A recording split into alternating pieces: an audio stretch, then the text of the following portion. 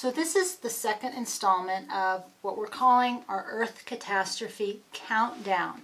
I'm going to be doing a series of short videos and podcasts, and the link for the full-length podcast will be below in the description over at my website, 18 Crossroad. And the reason I'm doing that is that I can't really express what I want to express in these videos very well, and secondly, it's just too long. I want to provide a better message. But when I talk about what you saw in the title, Earth Catastrophe Countdown, and if you want to survive, fall in love, what do I actually mean by that? Well, we're going to take a deep breath.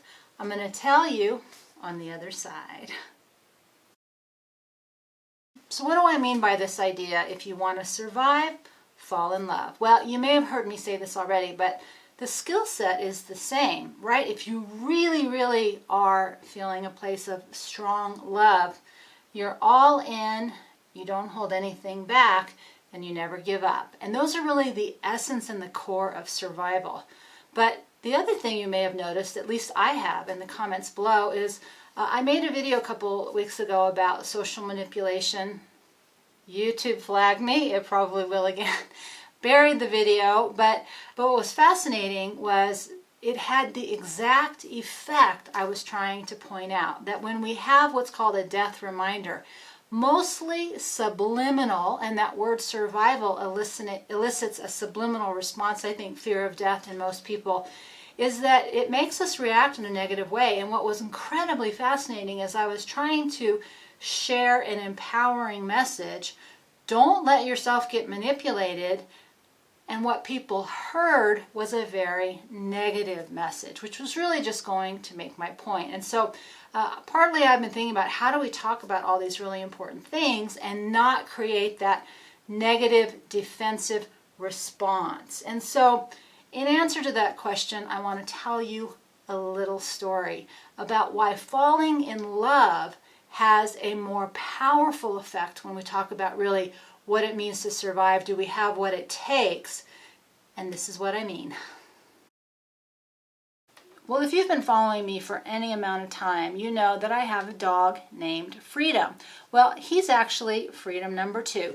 This, I don't know if you can see it with all the reflection.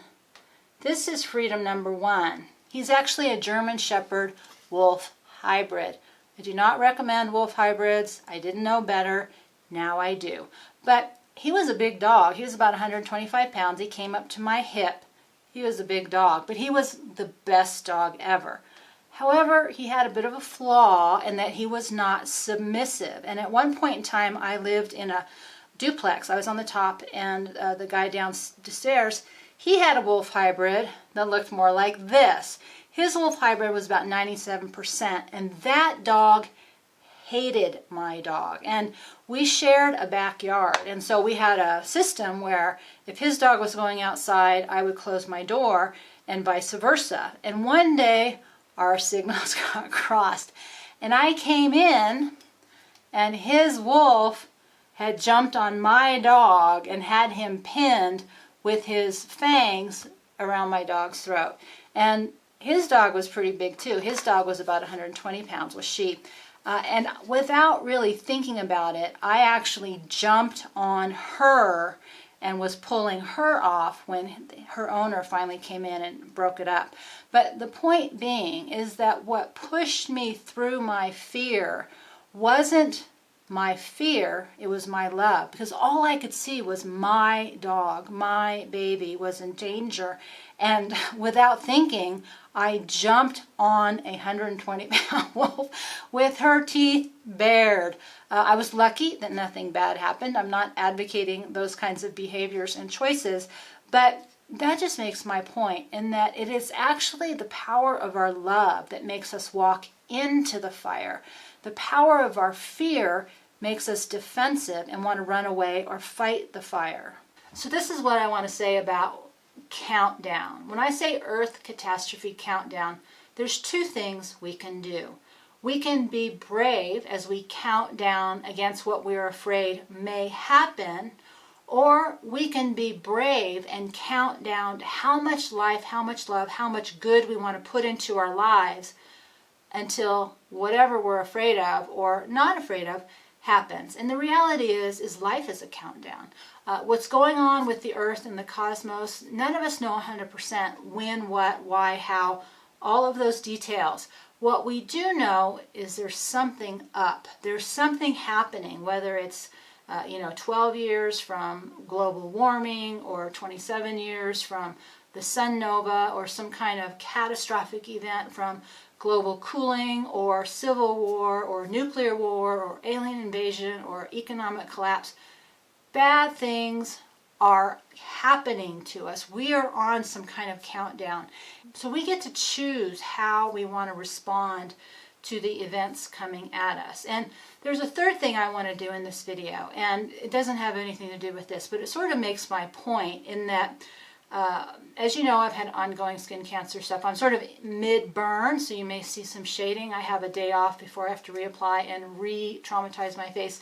But there's a link to a blog page below, and I'm including an interview by a woman who talks about what sunscreen and EMFs are actually doing to us. But if you just listen to the sunscreen thing, it's so overwhelming that part of that is having to make that decision, that even in the overwhelming news of all the terrible things that are out there happening, we get to decide if we want to be brave and how we want to be brave. And I am making the point with these Earth catastrophe countdowns is, let's be brave by falling in love. I like to say with being human, and there's a whole bunch of information that goes with that.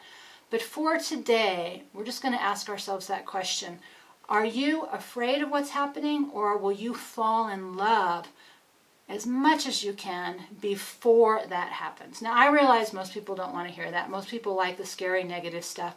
But for the tiny few of you who actually want to dive in and make whatever amount of time for however long or whatever that looks like really count, then I encourage you to click on the link below.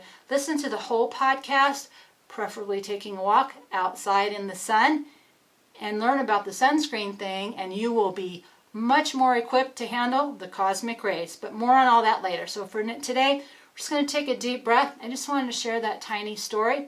We moved shortly after that. It was very stressful. So that's it for today. I just wanted to say hi, mid-burn. I wanted to share that tiny story to make a bigger point. I'm going to keep doing this series. I'm still evolving everything over on my website, what I'm trying to do. And with that, we're going to take a big old deep breath. I hope I see you at the links below. And with that, we'll see you next time.